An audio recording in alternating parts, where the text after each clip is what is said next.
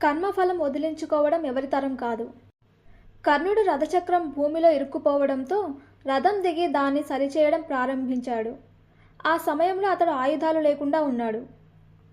శ్రీకృష్ణుడు వెంటనే కర్ణుడిని బాణంతో చంపమని అర్జునుడిని ఆదేశించాడు. భగవంతుని ఆజ్ఞను పాటించిన అర్జునుడు కర్ణుడిని లక్ష్యంగా చేసుకుని ఒకదాని తర్వాత ఒకటి బాణాలు ప్రయోగించాడు. కర్ణుడు నేలపై పడిపోయాడు. మరణానికి ముందు నేల మీద పడిన కర్ణుడు శ్రీకృష్ణుడిని ఇలా అడిగాడు, నీవే నా ప్రభు ఇలా చేసింది? ఇది నీ న్యాయమైన నిర్ణయమేనా? నిరాయుధుడిని చంపమని ఆజ్ఞ ఇచ్చావా? సచ్చిదానందమయుడైన శ్రీకృష్ణుడు చిరునవ్వు నవ్వి, అర్జునుని కొడుకు అభిమన్యుడు కూడా పద్మవ్యూహంలో నిరాయుధుడై ఉన్నాడు. అందరూ కలిసి అతన్ని నిర్దాక్షిణ్యంగా చంపినప్పుడు అందులో నువ్వు కూడా ఉన్నావు. అప్పుడు నీ జ్ఞానం ఎక్కడ ఉంది?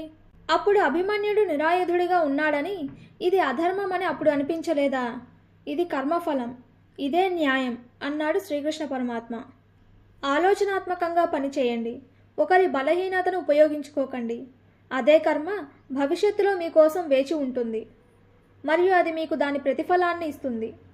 ఏ విత్తు నాటితే ఆ మొక్క మొలుస్తుందో అలాగే గోడకు కొట్టిన బంతి తిరిగి వచ్చినట్టు కర్మ ఖచ్చితంగా తిరిగి మనకు వస్తుంది.